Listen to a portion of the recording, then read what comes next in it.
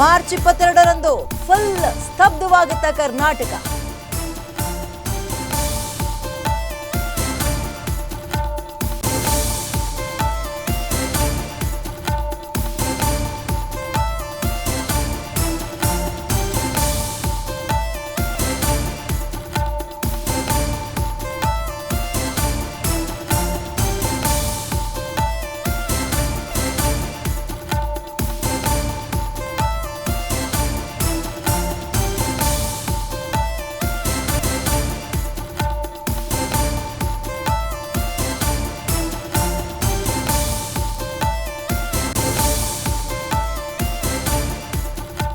March 22 ತುರ್ತು ಸೇವೆಯನ್ನ ಹೊರತುಪಡಿಸಿ ಉಳಿದೆಲ್ಲವೂ ಕೂಡ ಬಂದ್. ಬೃಹತ್ ಮೆರವಣಿಗೆ ನಡೆಸೋಕು ಕೂಡ ಸಂಘಟನೆಗಳು ನಿರ್ಧಾರ ಮಾಡಿವೆ. ಯಾಕಪ್ಪ ಈ ಬಂದು ಅಂದ್ರೆ, ಇದೀಗ ಕನ್ನಡಿಗರ ಮೇಲೆ ಹಲ್ಲೆಯನ್ನ ವಿರೋಧಿಸಿ ಕರ್ನಾಟಕವನ್ನ ಬಂದ್ ಮಾಡಬೇಕು ಅಂತ ಕನ್ನಡ ಪರ ಸಂಘಟನೆಗಳು ಸುಮಾರು 2,000 ಸಂಘಟನೆಗಳು ನಿರ್ಧಾರಕ್ಕೆ ಬಂದಂಗೆ ಕಾಣಿಸ್ತಾ ಇದ್ದಾವೆ. ಬಂದ್ಗೆ ಬೆಂಬಲವನ್ನು ಸುಮಾರು 2,000 ಸಂಘಟನೆಗಳು ಕೊಟ್ಟಿವೆ.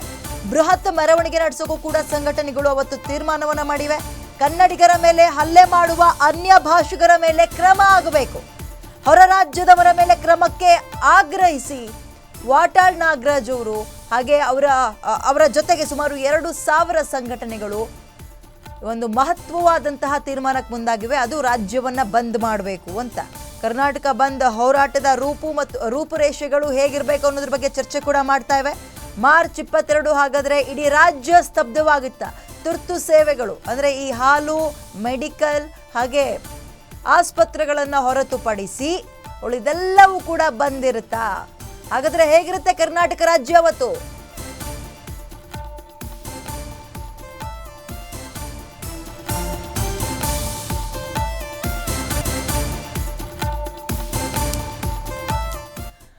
ಹೋಟೆಲ್ ತೆರೆಯೋದಿಲ್ಲ, ಮಾಲ್ ಓಪನ್ ಇರೋದಿಲ್ಲ, ಬಸ್ಗಳು ಕೂಡ ಓಡಾಟವನ್ನ ನಡೆಸಲ್ಲ. ಮಾರ್ಚ್ 22 ರಾಜ್ಯ ಬಂದ್. ಹೇಗಿರುತ್ತೆ ಕರ್ನಾಟಕ ರಾಜ್ಯ? ಬೆಳಗ್ಗೆಯಿಂದ ಸಂಜೆ ತನಕ ಖಾಲಿ ಅವತ್ತು.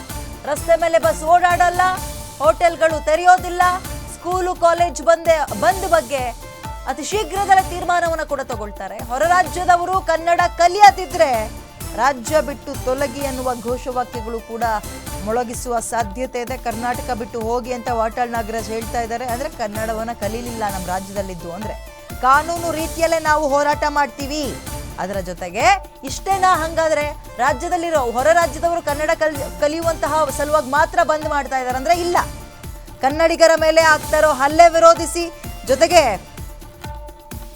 ಹೊರ ರಾಜ್ಯದವರು ಇಲ್ಲಿರುವಂತವರು ಕನ್ನಡವನ್ನ ಕಲೀರಿ ಅನ್ನೋದು, ಅದರ ಜೊತೆಗೆ ಇನ್ನೂ 10 ಹಲವು ಬೇಡಿಕೆಗಳನ್ನ ಮುಂದಿಟ್ಕೊಂಡು ಈ ಪ್ರತಿಭಟನೆಗೆ ಕನ್ನಡ ಪರ ಸಂಘಟನೆಗಳು ಸುಮಾರು 2,000 ಸಂಘಟನೆಗಳು ಬಂದ್ಗೆ ಬೆಂಬಲವನ್ನು ಕೂಡ ವ್ಯಕ್ತಪಡಿಸಿವೆ ಅಂತ ಹೇಳಲಾಗ್ತದೆ. ಸೊ ಅಲ್ಲಿಗೆ ಬಹಳ ಭರ್ಜರಿಯಾಗಿ ರೂಪುರೇಷೆಗಳನ್ನ ಒಂದು ರೆಡಿ ಮಾಡ್ಕೊಂಡಂಗೆ ಕಾಣಿಸ್ತಾ ಇದೆ. ಸ್ಟ್ರಿಕ್ಟ್ ಆಗಿ ಬಂದ್ ಮಾಡಬೇಕು ಅನ್ನುವಂತಹ ತೀರ್ಮಾನಕ್ಕೆ ಬಂದಿವೆ. ಇವ್ರುಗಳಲ್ಲಿ ಒಗ್ಗಟ್ಟಿದ್ರೆ ಆಗತ್ತೆ. ಬಟ್ ಇವರಲ್ಲೇ ನಾನೊಂದು ತೀರ ಅವರೊಂದು ತೀರ ಅನ್ನುವಂಥದ್ದಾದ್ರೆ ಅವ್ರು ಹೇಳಿದಕ್ಕೆ ನಾವ್ಯಾಕೆ ಹೋಗ್ಬೇಕು? ಕೆಲವೊಬ್ರು ಹೆಂಗೆ ಜಾರ್ಕ ಬಿಡ್ತಾರೆ ಅಂದ್ರೆ, ನಾವು ಬೆಂಬಲ ಅಂತ ಬಂದಾಗ ನೈತಿಕ ಬೆಂಬಲ, ಬಾಹ್ಯ ಬೆಂಬಲ, ಎರಡರಲ್ಲಾದರೂ ಒಂದು ಆಪ್ಷನ್ ಇಟ್ಕೊಂಡು ಜಾರ್ಕೊಳ್ಳುವಂತಹ ಪ್ರಯತ್ನ ಕೂಡ ಮುಂದಾಗ್ತಾರೆ. ಸೊ ಇದು ಹೇಗಿರುತ್ತೆ ಬಂದ್ ಅನ್ನುವಂಥದ್ದು ಕುತೂಹಲ ಮೂಡಿಸ್ತಾ ಇದೆ. ಸಭೆ ಕೂಡ ಮಾಡ್ತಾರೆ ಎಲ್ಲರೂ ಕೂಡ ಒಟ್ಟಾಗಿ ಸೇರಿ. ಸೊ 22ನೇ ತಾರೀಕು ಮಾರ್ಚ್ ರಾಜ್ಯದಲ್ಲಿ ರಸ್ತೆಯಲ್ಲಿ ಬಸ್ಗಳು ಓಡಾಡೋದಿಲ್ಲ, ಹೋಟೆಲ್ಗಳು ತೆರೆಯೋದಿಲ್ಲ, ಮಾಲ್ಗಳು ಓಪನ್ ಆಗಲ್ಲ. ಬೆಂಗಳೂರಿನಲ್ಲಿ ಇಡೀ ರಾಜ್ಯದಲ್ಲೂ ಕೂಡ ಹೋಟೆಲ್ಗಳು ಓಪನ್ ಆಗೋದಿಲ್ಲ. ಇದಕ್ಕೆ ಸಂಬಂಧಪಟ್ಟಂತೆ ಗಮನಿಸ್ತಾ ಇದ್ರೆ ಬೇಕೇ ಬೇಕು, ಕನ್ನಡಿಗರಿಗೆ ಉದ್ಯೋಗ ಬೇಕು, ಕರ್ನಾಟಕದಲ್ಲಿ ಕನ್ನಡಿಗನೇ ಸಾರ್ವಭೌಮ ಅಂತ ಕೆಲವೊಂದು ಭಿತ್ತಿ ಪತ್ರಗಳನ್ನ ಕೂಡ ಇಟ್ಕೊಂಡು ಮಾರ್ಚ್ 22 ನಮ್ಮ ಪ್ರತಿಭಟನೆ ಹೀಗಿರುತ್ತೆ ಅನ್ನೋದಕ್ಕೆ ಸಂಬಂಧಪಟ್ಟಂತೆ ಒಂದು ಝಲಕ್ ಕೊಡ್ತಾ ಇದ್ದಾರೆ, ಝಲಕ್ ತೋರಿಸ್ತಾ ಇದ್ದಾರೆ ಅಷ್ಟೇ. ವಾಟಾಳ್ ನಾಗರಾಜ್ ನೇತೃತ್ವದಲ್ಲಿ ಈ ಒಂದು ಬಂದ್ ಮಾಡೋದಕ್ಕೆ ಕೇವಲ ಪ್ರತಿಭಟನೆಗೆ ಸೀಮಿತ ಆಗ್ತಿಲ್ಲ ಇವರು. ಅವತ್ತು ಸ್ಟ್ರೈಕ್ ಮಾಡ್ತೀವಿ, ನಾವು ಬಂದ್ ಮಾಡ್ತೀವಿ, ಯಾವುದು ಕೂಡ ಓಪನ್ ಇರಬಾರ್ದು, ಬೆಳಗ್ಗೆ 6 ಗಂಟೆಯಿಂದ ಸಂಜೆ 6 ಗಂಟೆ ತನಕ ಅಂತ ಒಂದು ತೀರ್ಮಾನಕ್ಕೂ ಕೂಡ ಬಂದಿದ್ದಾರೆ. ಬೇಕೇ ಬೇಕು, ಕನ್ನಡಿಗರಿಗೆ ಉದ್ಯೋಗ ಬೇಕು, ಕರ್ನಾಟಕದಲ್ಲಿ ಕನ್ನಡಿಗನೇ ಸಾರ್ವಭೌಮ. ಮೊನ್ನೆ ತಾನೇ ನೋಡಿದ್ವಲ್ಲ ಮೆಟ್ರೋ ಆಪರೇಟರ್ಗೂ ಕೂಡ ಪಕ್ಕದ ರಾಜ್ಯದವ್ರನ್ನ ಒಂದು ಆಯ್ಕೆ ಮಾಡಿರೋದು, ರಾಜ್ಯದವ್ರನ್ನ ಕಡೆಗಣನೆ ಮಾಡಿದ್ದು. ಅದೊಂದು ರೀತಿ ಹೆಂಗಾಗುತ್ತೆ ಅಂದ್ರೆ ನಮ್ಮ ರಾಜ್ಯದಲ್ಲಿ ಯೋಗ್ಯತೆನೇ ಇಲ್ವಾ? ಹಾಗಾದ್ರೆ ಟೆಕ್ನಿಕಲಿ ಅಷ್ಟೊಂದು ಪೋರ್ ಇದಾರ, ಎಲ್ಲ ಪ್ರಶ್ನೆಗಳು ಬರುತ್ತೆ. ಫಸ್ಟ್ ನಮ್ಮಲ್ಲಿರೋರು ಹೊಟ್ಟೆ ತುಂಬಿಸೋಣ, ಆಮೇಲೆ ಅಕ್ಕಪಕ್ಕದವ್ರು ನೋಡೋಣ, ಅಕ್ಕಪಕ್ಕದವ್ರು ತಟ್ಟೆ ಖಾಲಿದ್ರೆ ಊಟ ಹಾಕೋಣ ಅನ್ನುವಂತಹ ಮನಸ್ಥಿತಿ ಬಿಟ್ಟು ಬರೀ ಅನ್ಯ ರಾಜ್ಯದವರಿಗೆ ನೀವು ಮಣೆ ಹಾಕೊಂಡು ಹೋದ್ರೆ ಹೆಂಗಾಗತ್ತೆ? ಸೊ ಇಂತಹ ಹಲವು ವಿಚಾರಗಳನ್ನು ಸೇರ್ಕೊಂಡು ನಡೆಸ್ತಾ ಇರುವಂತಹ ಬಂದಿದು.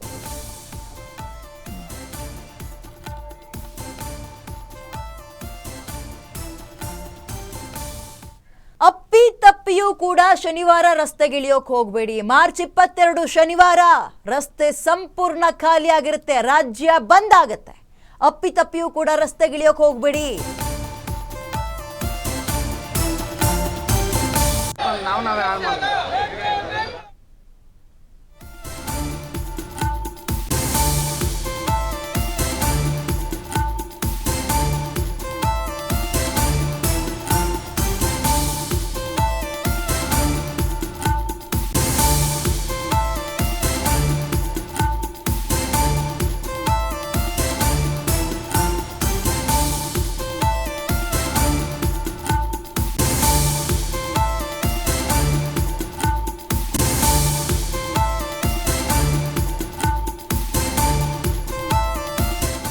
ಅಪ್ಪಿತಪ್ಪಿಯೂ ಮಾರ್ಚ್ 22 ಅಂದರೆ ಶನಿವಾರ ರಸ್ತೆಗಿಳಿಯೋಕೆ ಹೋಗಬೇಡಿ.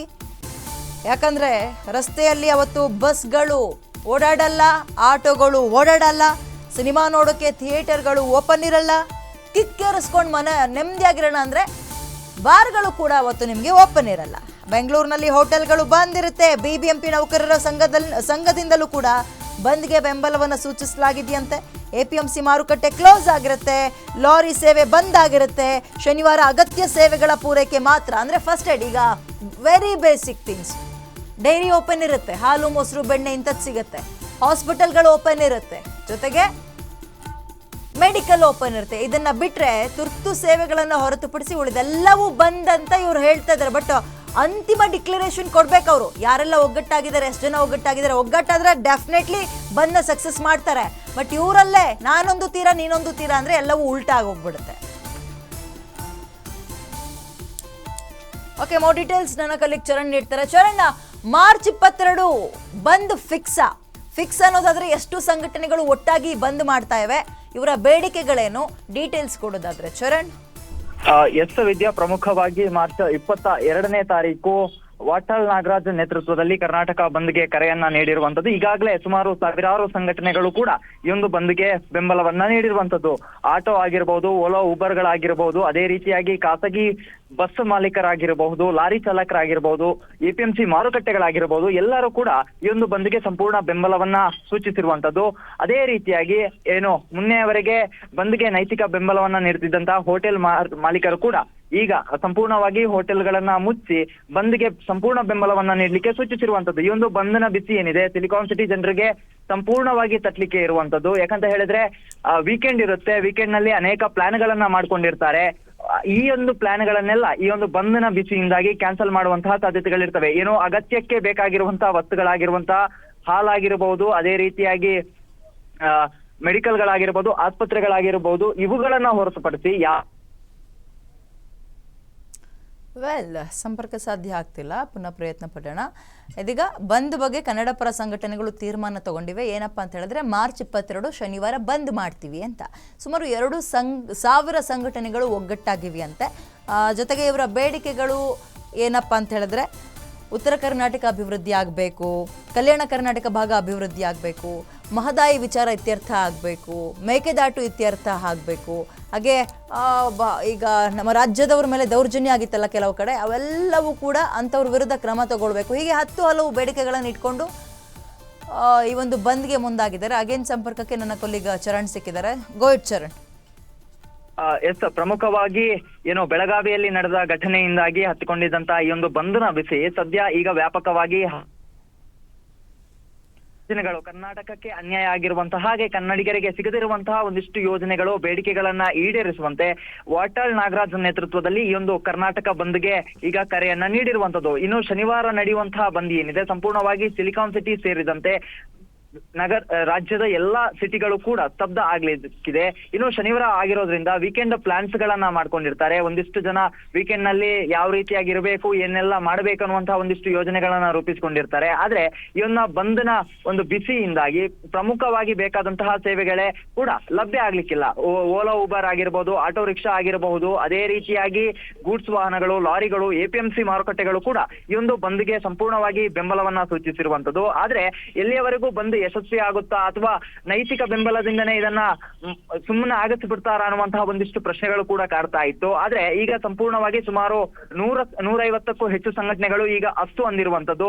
ಮದ್ಯದಂಗಡಿ ಮಾಲೀಕರು ಈ ಹಿಂದೆ ನಾವು ನೈತಿಕ ಬೆಂಬಲವನ್ನ ನೀಡ್ತೀವಿ ಎನ್ನುವಂತಹ ಒಂದು ಸೂಚನೆಯನ್ನ ನೀಡಿದ್ರು. ಆದ್ರೆ ಕನ್ನಡ ಪರ ಒಕ್ಕೂಟ ಏನಿದೆ ಎಲ್ಲರ ಮನವೊಲಿಸಿದ ನಂತರ ಈಗ ಹೋಟೆಲ್, ಅದೇ ರೀತಿಯಾಗಿ ಬಾರ್ ಅಂಡ್ ರೆಸ್ಟೋರೆಂಟ್ಗಳು ಕೂಡ ಸಂಪೂರ್ಣವಾಗಿ ಬಂದ್ ಆಗುವಂತದ್ದು. ಪ್ರಮುಖವಾಗಿ ಬೆಂಗಳೂರಿಗೆ ಅಗತ್ಯಕ್ಕೆ ಇರುವಂತಹ ಹಾಲು, ತರಕಾರಿ ಆಗಿರಬಹುದು, ಮತ್ತೆ ಹಾಸ್ಪಿಟಲ್ಗಳು, ಮೆಡಿಕಲ್ಗಳನ್ನ ಹೊರತುಪಡಿಸಿ ಸಂಪೂರ್ಣವಾಗಿ ಎಲ್ಲಾ ಸೇವೆಗಳು ಕೂಡ ಶನಿವಾರದಂದು ಸ್ತಬ್ಧ ಆಗಿರುವಂತದ್ದು. ಈ ಹಿನ್ನೆಲೆಯಲ್ಲಿ ವೀಕೆಂಡ್ ನಲ್ಲಿ ಮೋಜು ಮಸ್ತಿ ಮಾಡಬೇಕು ಅಥವಾ ವೀಕೆಂಡ್ ನಲ್ಲಿ ಹೊರಗೆ ಹೋಗ್ಬೇಕು ಅಂತ ಪ್ಲಾನ್ ಮಾಡಿದ್ದವರಿಗೆ ಈ ಬಂಧನ ಬಿಸಿ ತಟ್ಲಿಕ್ಕಿರುವಂತದ್ದು. ವಿದ್ಯಾ, ಈಗ ಎಲ್ಲರೂ ನೈತಿಕವಾಗಿ ಅಂದ್ರೆ ಕೆಲವೊಂದು ಕಡೆ ಬೆಂಬಲ ಅಂತ ಬಂದಾಗ ಜಸ್ಟ್ ಬಾಹ್ಯ ಬೆಂಬಲ, ನೈತಿಕ ಬೆಂಬಲ ಅಂದ್ಕೊಂಡು ಒಬ್ಬೊಬ್ರು ದೂರ ಉಳ್ಕೊಳ್ಳುವಂತಹ ಸಾಧ್ಯತೆಗಳಿರುತ್ತೆ.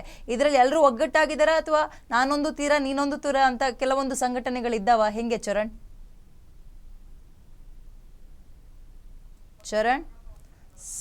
ಎಸ್, ಧನ್ಯವಾದ ಡೀಟೇಲ್ಸ್ಗೆ. ಇದೀಗ ಸ್ಕೂಲ್ ಮತ್ತು ಕಾಲೇಜ್ಗಳು ಇರುತ್ತಾ ಇಲ್ವಾ ಅಂತ ಪೇರೆಂಟ್ಸ್ಗಳು ಕೇಳಿದ್ರೆ ಅದ್ರ ಬಗ್ಗೆ ಶೀಘ್ರವೇ ಒಂದು ಡಿಸಿಷನ್ ಅನ್ನು ತಗೊಳ್ತಾರೆ.